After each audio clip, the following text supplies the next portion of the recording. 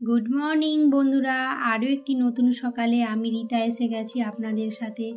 আর এখন সকাল সকাল রান্নাঘরে এসে আমি যে গরম গোটা এলাচ, লবঙ্গ আর গোলমরিচ, তুলসী পাতা, ধন্বন্তরি পাতা দিয়ে একটু লিকার চা বানাচ্ছি।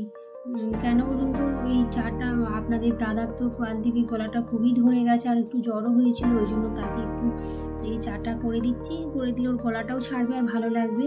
আর ওর তো জ্বর হয়েছিল, ওই জন্য ওর জন্য একটু আগে খালি পেটে শিউলি পাতা নিয়ে আসছিল, ওই শিউলি পাতাটাকে আমি থেঁতো করে শিলে ওর জল দিয়ে, এগুলো তো দেশে ঘরে থাকলে শিউলি গাছ থাকে। আর আগে আমরা ছোটোবেলা থেকে শুনেছি যে জ্বর হলে শিউলি পাতার বড়া আর এইসব খেলে না জ্বরটাও তাড়াতাড়ি ভালো হয়ে যাবে আর মুখের স্বাদটা তাড়াতাড়ি ফিরে যাবে। ওর দুদিন ধরেই গাটা ঘসঘস করছিল, কিন্তু কাল থেকে খুবই শরীরটা খারাপ, ওই জন্য বললো যে আমাকে একটু শিউলি পাতার রস দাও। ওই জন্য আপনাদের দাদাকে গিয়ে শিউলি পাতার রসটা দিয়ে দিলাম, ও খেয়ে নিয়েছে। আর একটু তেতে লাগে, বাচ্চাদিকে তো খাওয়াতে পারি না।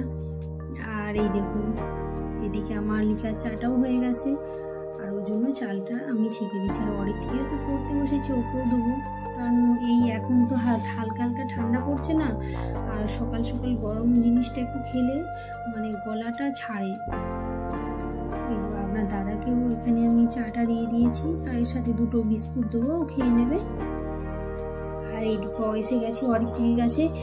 আর অরিত্রিরও না গলাটা একটু ধরা হচ্ছিল, কারণ সামনে পরীক্ষা হয়েছে আর এখন তো শরীরের খেয়াল রাখতেই হবে, ওই জন্য ওকেও একটু দিয়ে দিয়েছি। আর এই তাড়াতাড়ি রান্না করে অরিত্রিকে খাইয়ে দিয়ে আজকে আমি আমার দিদি বাড়িও যাব। আমরা যাচ্ছি বাজার থেকে ছোটদির বাড়ি যাব, কারণ হচ্ছে দিদি বাড়িতে তো হচ্ছে এই রোববার দিদির মেয়ের বিয়ে রয়েছে, ওই জন্য কিছু কাজ রয়েছে, ওই জন্য যাচ্ছি। আর একসাথে জানেন তো দিদির মেয়ের বিয়ে আর তার পরের সপ্তাহে 7 দিনই ধরুন, এবং পিয়ার বিয়ে হচ্ছে রবিবার আর সোমবার হচ্ছে ও দাদার বিয়ে, একসাথে দুটো বিয়ে বাড়িতে, তো অনেক কাজ, ওই জন্য এখন দিদি বাড়ি যাচ্ছি। বাজার যাব, বাজারে কিছু কেনাকাটা রয়েছে, কিনে তারপরে ওখান থেকে আপনাদের দাদা আসবে, তার সাথে যাব। আর অরিত্রি তো স্কুল চলে গেছে, বিকেলবেলা আবার চলে আসবে। দেখুন গোপাল ছুটছে, গোপাল আজকে চলো, ঠিক আছে, গিয়ে একদম দিদি বাড়িতে দেখা হবে। আর দিদির বাড়িতে তো এখন অনেকগুলোই কাজ রয়েছে, কারণ দিদির তো ছেলেও বাইরে থাকে, ইউএসএতে থাকে, সেও আসে না। আর সে আসবে বুধবার দিন রাত্রিবেলা 12টার পর, আজকে আসবে আর কি।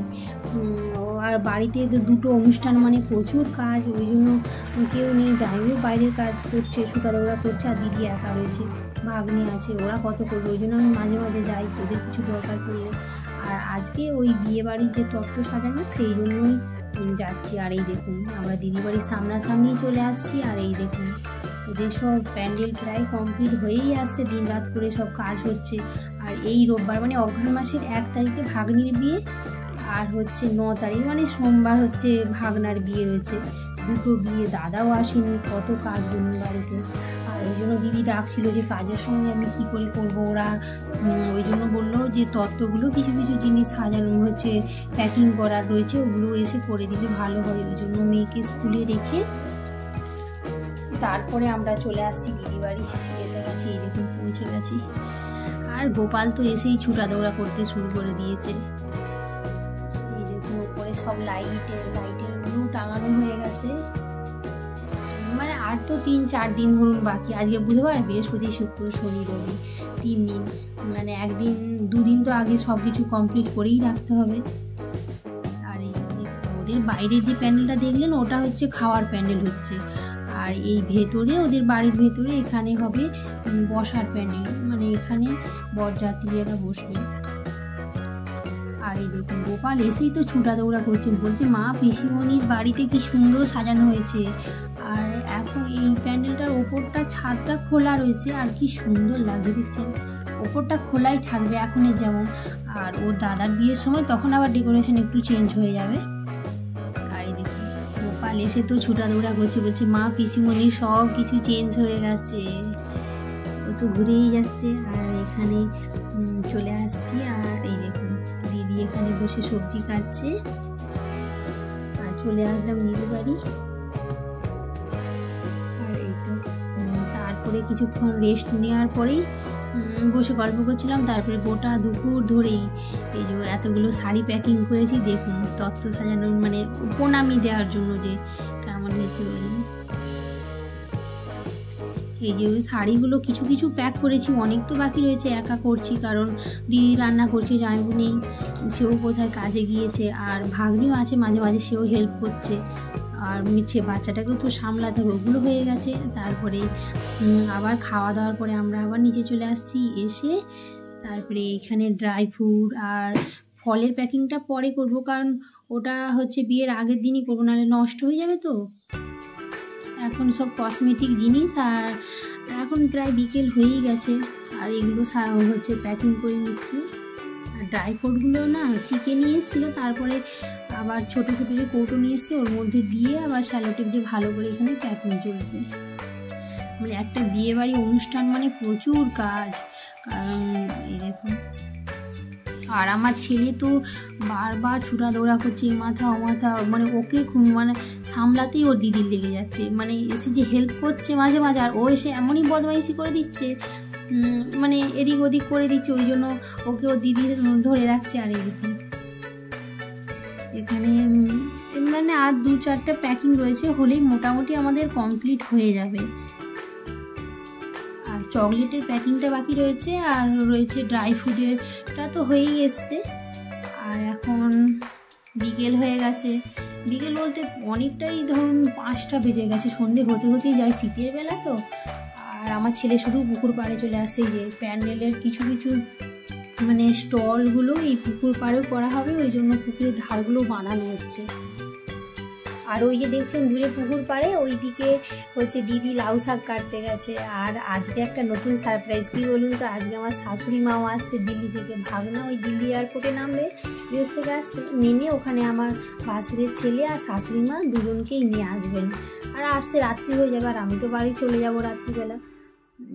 ঠিক আছে, কারণ অরিত্রী ঘরে আছে, আর এখানে সন্ধেবেলা এসে ওই গোপালকে একটু খাইয়ে দিচ্ছি, ও কিছুতেই খাবে না, ওকে জোর জবরদস্তি খাওয়াচ্ছে, শুধু ঘুরেই যাচ্ছে। ওকে একটু ওই যে জামাইবু সিঙ্গারা এনে দিয়েছিল, ওকে ওটা দিয়েই খাচ্ছে। প্রথমে কলা মেখেছিলাম, কলা দিয়ে খাওয়াচ্ছিলাম, তারপর বললো না মা ওটা দিয়ে খাবো। আমার ছেলে তো বায়না করছিল যে মা আজকে রাত্রিবেলা আমি বাড়ি যাব না, কারণ কি আমার ঠাকুমা আসবে, দাদা আসবে, আমি যাবই না।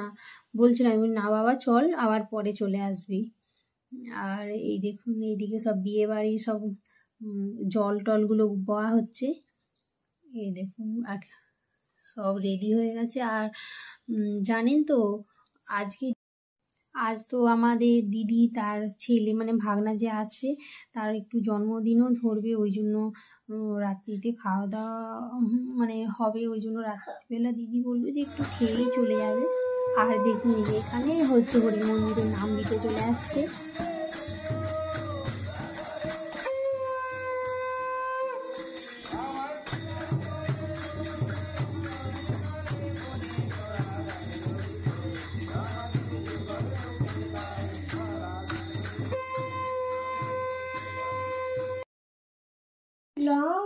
আর এখানে নামের দলের খাওয়ার জন্য জামাইবু মিষ্টি সিঙ্গারা সব নিয়ে আসছিল, তার দিকেও সব দুজনে মিলে খেতে দিয়ে দিলাম।